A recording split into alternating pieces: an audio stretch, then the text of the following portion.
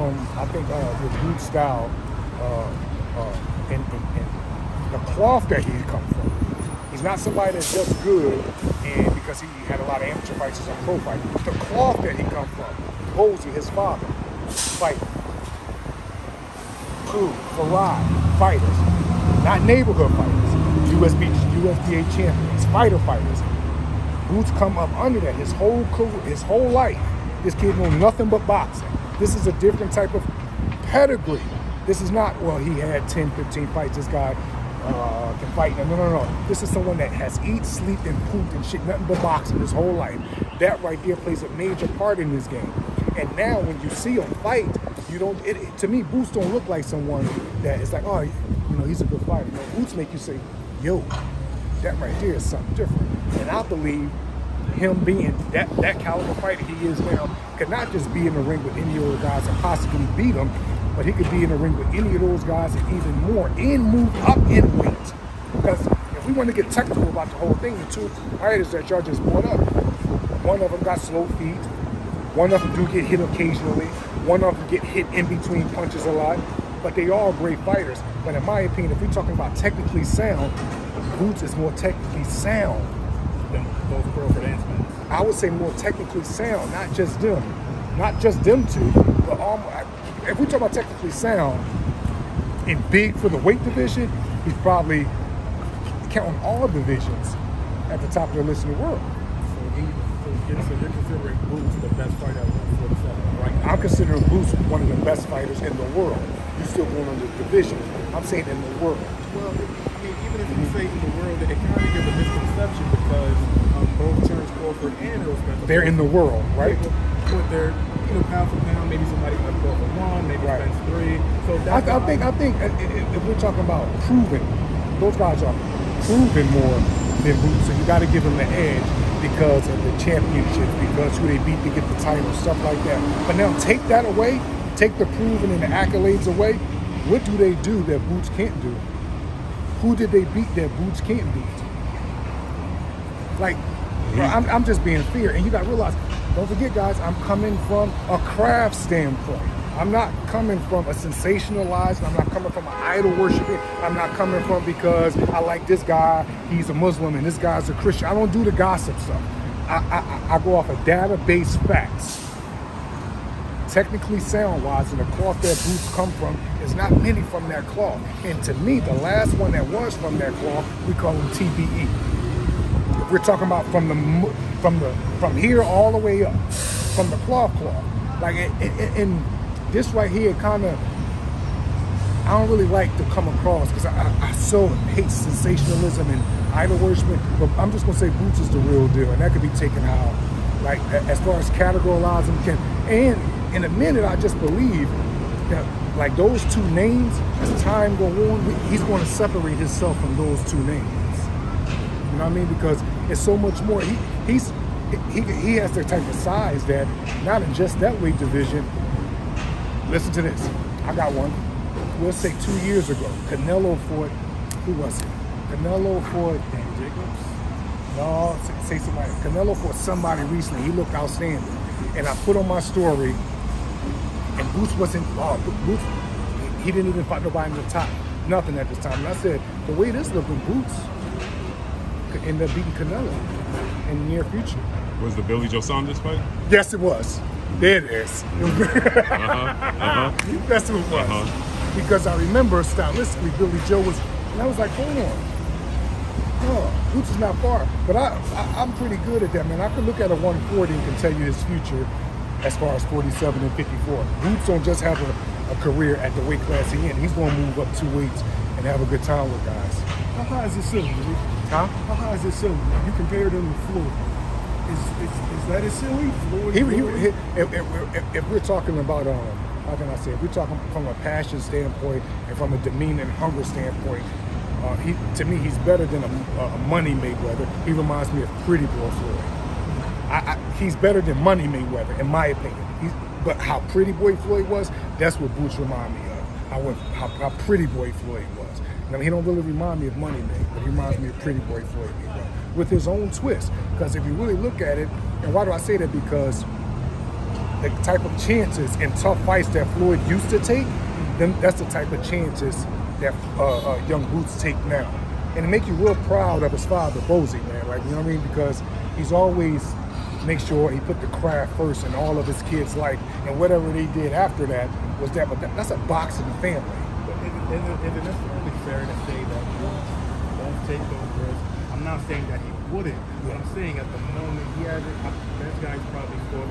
Probably be a Thomas Delorme. I know he wants to fight other guys like Crawford, Keith Thurman, but is it fair to say that he is taking those risks, but he hasn't necessarily been able to get those fights because of the politics of boxing? I'm gonna tell you guys how two-faced I am, right? And how much I love the sport of boxing.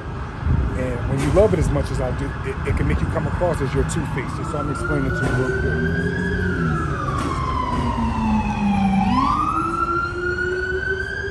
Sean Porter, right, get a lot of critique. And I even critiqued Sean at one time about comments that he said, at time about Deontay. And one thing he put up something about Boots that ruffled a lot of feathers. It didn't ruffle my feathers because I like that he kind of threw a monkey wrench into the sensationalism thing. He said, y'all hyping Boots up too much. He have to at least prove himself. Can y'all back up and wait? Whatever he said was something like that. I think that right there. He said he was overrated. He said he was overrated. But you have to realize someone has to go against the grain. That's how good Boots is. Because if he don't say that, everyone is just going to like, well, in your opinion, the Boots keep Thurman right now? I think right now Boots stops Keith Thurman. Respectfully. And Keith Thurman is beyond a good friend. Bro, when I give my opinion, Keith Thurman, I respect you, bro. You've done way more than me and so many other guys. Your accomplishment is in everything. My opinion is strictly coming from a craft standpoint. I'm not talking about your religion. I'm not talking about how you sit Indian style with your beautiful lady. I'm not talking about your hair. I'm talking about from a craft. Please get that. All fighters, all journalists. I don't know if I'm the only one that do this. I don't look at fighters and look at their skin color and say he can't fight because he's white. I don't look at fighters because they religion and say, oh, well, he's a Muslim or he's a Christian. I look at fighters from a craft. When I see two people boxing, I see craft. I'm blind to the bullshit. I'm blind to the gossip. I don't care who your girlfriend is. I believe Boots will stop Keith Thurman in the second half of the fight. It's not because Keith Thurman is a bad fighter. It's just that that's how good Boots is. Is that the Boots fight for right now? For who? For Boots. I think, bro, it really don't matter, bro. As far as Boots. Speaking of that, man, I just wanted to test this, switching the gear a little bit. Yeah, man. When you said that you don't pay attention to all those things, Canelo Alvarez recently made comments saying that he'll never fight another Mexican fighter because he represents Mexico. What's your thoughts on that? I think it come across, I wouldn't say contradicted, but it come across like, how much do you really care about your people? Because I look at it like, you're feeding your country if you give your own an opportunity. I don't know, I think it could come across a tad bit selfish. It could come across contradicted. It could come across like, well, what are you doing? Because I just look at it like, I don't know. And then to take it back to Wilder, every time Deontay deal with opponents, it's more than about the opponent. He gave Ortiz those shots because the story behind Ortiz, because he's giving him an opportunity and he's putting himself at risk giving him an opportunity. I'm into that type of stuff. Shows a lot of humility. I don't get why Canelo would say he's not into giving other Mexican fighters opportunities. Like, why not? I don't know the reason that he said that, but I think it's very selfish. He just said that he represents Mexico, so he don't want to fight no more Mexican fighters. Yeah, but you got to feed your country, and fighting Mexican fighters feed your country. Imagine if Julio Cesar Chavez said that. And I look at it from this. Imagine if Terence Crawford today said, I'm not fighting ERROL Spence because he's African-American. Oh, bro, they were murkers. Right. Yeah, that would be a whole different type of situation. Right. Matter of fact, if that was said, I wouldn't have heard it from you, First Blue. I would have already read about it. I would have sent you messages on the gram about it. Right. But that's, we know how that card goes right there. Right. But I don't know, that it come across a bit selfish. And but I don't know the reason that he said that. I just can't, like, why wouldn't you want to feed your own? Are you surprised that Mexican fans haven't been more critical about him making that statement, being that we've seen great Mexico versus Mexico fights, or Mexico versus Mexican-American fights? Yeah, I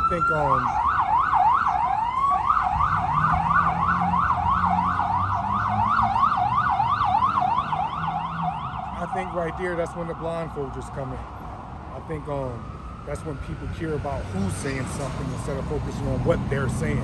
People are more idol worshiping the messenger instead of idol worshiping the message. So since it's Canelo saying it, it's a problem. I truly believe if Julio Cesar Chavez Jr. would have said that, it would have been in headlines. Because the way how, it's just a lot with that, bro. Or if Terence Crawford would have said that about Errol Spence or vice versa, it would have been in high headlines. Even from our own people, we would have tore Crawford or Spence down if they would have said that about each other. We're, as a people, now let's get to this as a people. We're fighting to get them in the ring. Like, you get what I'm saying? Because we know what that do, not just for boxing, but what would it do for the black community. And that's just facts. I don't care, take it how y'all want to take it. That does something for the sport of boxing, but it also does something for the black community. It just does. See a breakdown on how exactly you see Crawford versus Spence playing out? Crawford versus 50-50 on it. If I'm going to go away, though, I'm very, very big on Derek's system, Derek James' system. As a trainer, as a teacher, the way that he installed Errol Spence is one of the few fighters that fights humans the exact way he hit the pads. There's nothing exaggerated, there's nothing minimized. He fights people the same exact way you see him on pads. You have to big that up, especially in this day and time, because you watch so many people do the da-da-da-da-da-da, and then when they get in a fight, you're like, oh, man, it just disappeared. They don't even give you half of it.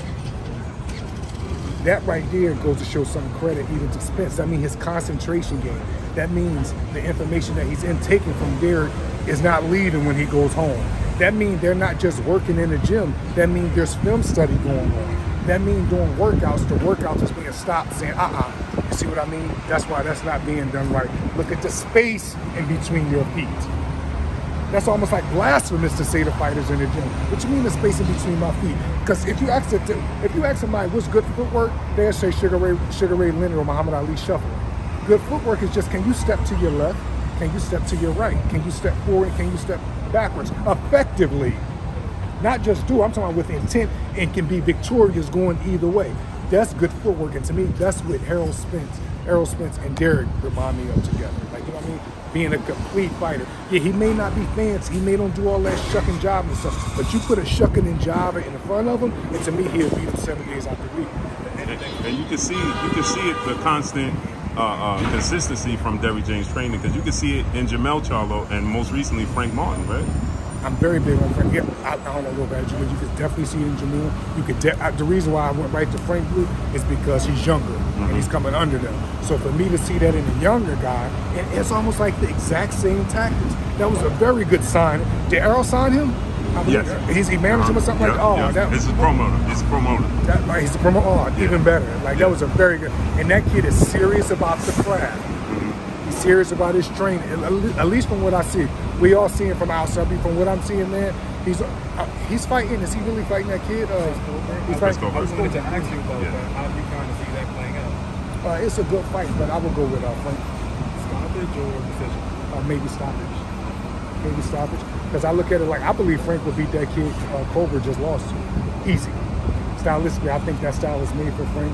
And it depends on how Cobra come back from the victory, because he's a good, spunky, he talk a lot of shit, and he even talk shit about me. But once again, I'm into the craft. You see how I don't judge him because he said what he said about me and Deontay. I'll go back to the craft. My opinion doesn't come from nothing else but the craft. Stylistically, I think Frank will beat him. Rel is training who? Rel is training who? Cobra. Oh, that's Philly. Hold on, man. Let's recheck that.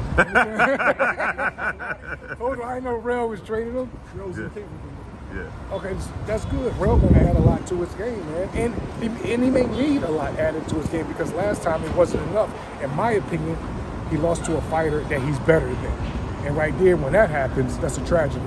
Because I forgot who said his customado when he said to lose to somebody that's not even better than you, it's one of the worst things ever. And to me, Corey lost to somebody that he's better than. He may have had an off night, but to me, what I was impressed with the most about him, after the fight, it wasn't no excuses. He gave it up. He said the guy, whether he had excuses or not, we didn't hear about it. So you got to give him credit for that. And then you have to also give him credit for coming back off his first victory, off his first defeat, fighting Frank. That's serious shit, man. And he moving up in weight. And he moving up in weight. Oh, come on, man. See, even if I may think he's going to lose, you got to respect the man in that. Shout out to Chris Colbert for even stepping up after a defeat. That means he wants to get his momentum back. He wants to show people he's better than what they think. But like I said, if him and Frank, I would go with Frank by stoppage.